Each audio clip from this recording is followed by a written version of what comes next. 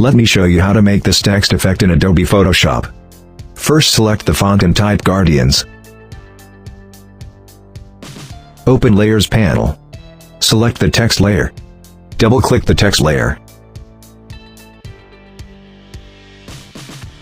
And select Bevel and Emboss.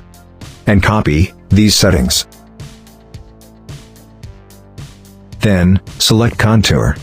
And copy these settings. Then select Inner Shadow.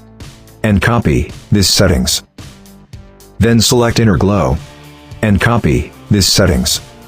Then select Satin. And copy these settings. Then select Color Overlay. And copy these settings. Then select Gradient Overlay. And copy these settings. Then select Pattern Overlay. And copy these settings. Then select Drop Shadow. And copy these settings. Now press Ctrl J for duplicate the layer. And change the text.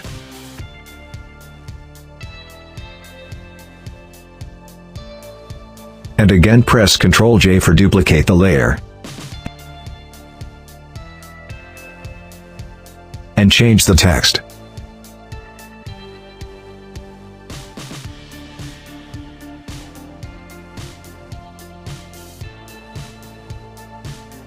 And align the text like this.